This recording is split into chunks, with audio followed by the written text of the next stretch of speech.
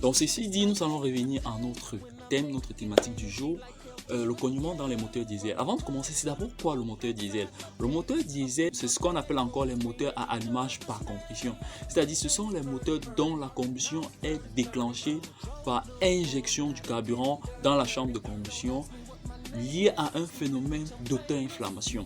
Qu'est-ce que je suis en train de dire? Je suis en train de dire que les moteurs diesel, ce sont des moteurs dont la combustion se fait dans les conditions de HTP, c'est-à-dire les conditions de haute température et de pression. C'est ça les moteurs diesel. Ce sont des moteurs dépourvus de bougies, à contrario des moteurs à essence qui sont des moteurs qui s'inflamment à cause ou alors grâce à une étincelle émise par la bougie. Donc, lors du fonctionnement du moteur diesel, il y a ce qu'on appelle le déroulement du cycle de travail. Le déroulement du cycle de travail se fait en 4 étapes. La première étape, c'est ce qu'on appelle le délai à l'auto-inflammation. Le délai à l'auto-inflammation, c'est le délai entre le début de l'injection et le début de l'inflammation. C'est-à-dire, c'est le temps pris par la gouttelette de carburant pour s'enflammer.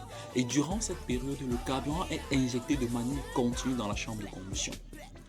La deuxième étape, c'est ce qu'on appelle la combustion non contrôlée. La troisième étape, c'est la combustion contrôlée. La quatrième étape, c'est la post-combustion. Mais l'étape qui va nous intéresser, c'est l'étape de la combustion non contrôlée. Vous savez, le début de la combustion entraîne la combustion de toutes les gouttelettes de carburant qui ont été accumulées durant la période de l'auto-inflammation. Donc, cette combustion-là entraîne une augmentation de la pression dans la chambre de combustion. La pression est proportionnelle à la température. Je vais dire qu'il y a une corrélation stricte entre la pression et la température. Ça veut dire si la pression est élevée, de facto, la température, elle aussi, sera élevée. Et c'est là que survient ce phénomène de cognement.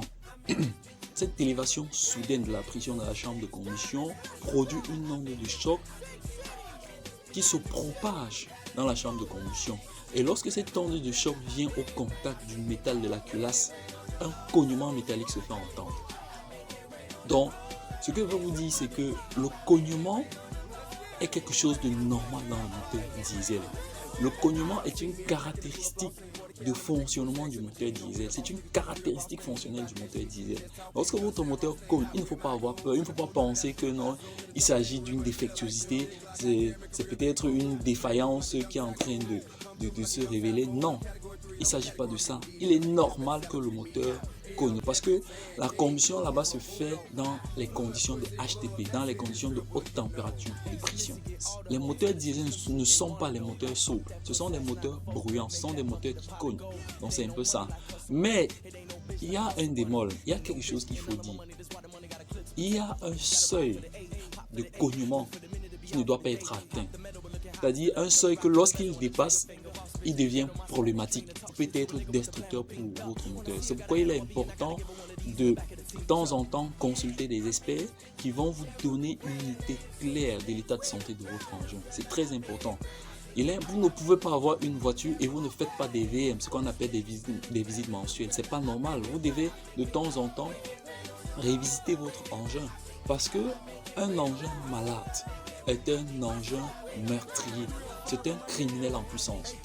Vous devez à tout prix savoir à chaque fois quel est l'état de santé de votre système, de votre moteur, de votre voiture. Il en va de votre sécurité. C'est très important. Donc, à 3MS, vous avez des experts qui, à chaque fois, pourront vous assister pour vous donner des informations sur vos engins. Est-ce qu'il est normal? Est-ce qu'il se comporte normalement?